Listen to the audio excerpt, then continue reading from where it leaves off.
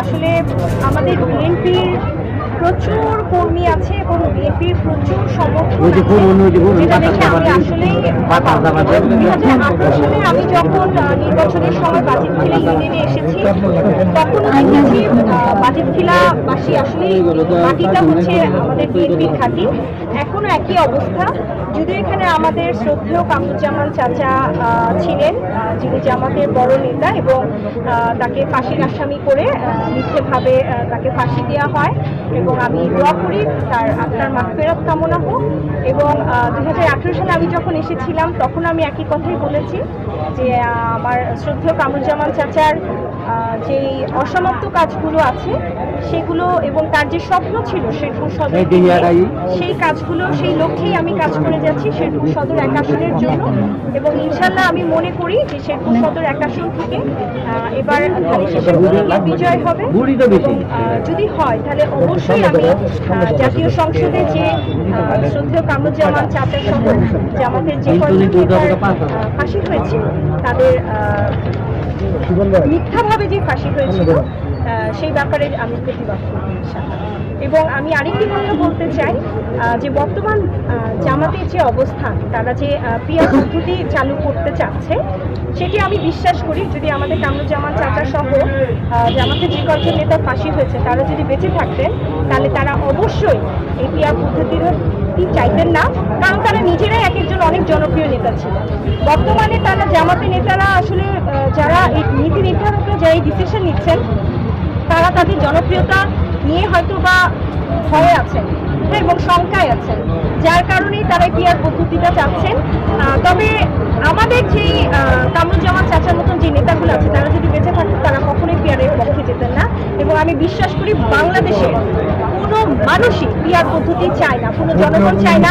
কারণ আমাকে আপনারা দেখুন, আমি একজন প্রার্থী হিসেবে দাঁড়াবো, আমার সাথে আরো অনেক প্রার্থী থাকতে পারে। একজন প্রার্থী যখন একটা এলাকায় যাবে, জনগণের সাথে কথা বলবে, গণসংযোগ করবে, মতামত আদান প্রদান করবে, তখন এই জনগণের সাথে প্রার্থীর সম্পর্কটা অত্যন্ত মধুর হয় এবং পরিচিত হয়। পরবর্তীতে সেই এলাকাবাসী যেন সেই পরবর্তীতে প্রার্থী যদি এমপি হয় তাহলে তার কাছে যেন যে সুখ দুঃখ কষ্টের কথা বলতে পারে।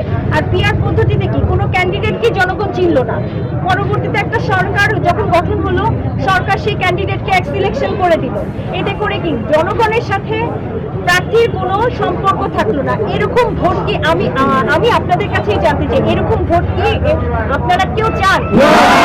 ঠিকই চিনেন না। আসলে বর্তমান জামাতের যে অবস্থান সেটাতে আমার খুব দুঃখ হয় যে আসলে জনসম্পৃক্ততা থাকা খুবই দরকার, যেটা বর্তমানে তারা কেনই পিয়ার পদ্ধতি করছেন চাচ্ছেন আমি জানি না। তবে আমি মনে করি বাংলাদেশের জনগণই এই পদ্ধতিকে সহজে মেনে নেবে। এবং আরেকটি কথা বলি যে আসলে এমপি ইলেকশন যারা করবে বা যারা জাতীয় সংসদে যাবে তারা যদি একটু কষ্ট করে পরিশ্রম করে সাধারণ মানুষের কাছে দেখা সাক্ষাৎ নাই করে তাহলে আর এটা কিসের ইলেকশন হলো? ঠিক আছে, তো আমি মনে করি যে আমি এই এলাকা, আমি পুরো শেরপুর সদরের সকলেরই সন্তান হিসেবে সন্তানের দাবিতে আমি বাজিতখিলাবাসীর কাছে আমার অনুরোধ থাকবে, আপনারা আপনাদের সন্তানকে ভোট দিবেন, ধানের শীষের প্রতীকে ভোট দিবেন, দেশনায়ক জনাব তারেক রহমানকে ভালোবেসে, দেশনেত্রী বেগম খালেদা জিয়াকে ভালোবেসে ইনশাল্লাহ ধানের শীষের বিজয় হবে। এবং আমি ইনশাল্লাহ আমার এই শেরপুরে আমাদের এখানে আমাদের শ্রদ্ধেয় সিরাজ আঙ্কেল আছেন অ্যাডভোকেট, তিনি এলাকার সন্তান এবং আমাদের কামরুজ্জামান চাচা ছিলেন, অবশ্যই তার কথা আমি মনে করি। এবং আমার বাবাকেও তিনি অনেক স্নেহ করতেন, আমার বাবাও তাকে অনেক সম্মান শ্রদ্ধা করতেন। আমি চাই যে আমাদের শেরপুর সদর থেকে এমন একজন প্রতীক উঠে দাঁড়াক। আমরা জানি ইনশাল্লাহ, আমরা বিশ্বাস করি যে বাংলাদেশে ধানের শীষের বিজয় হবে ইনশাল্লাহ 2026 সালের ইলেকশনে।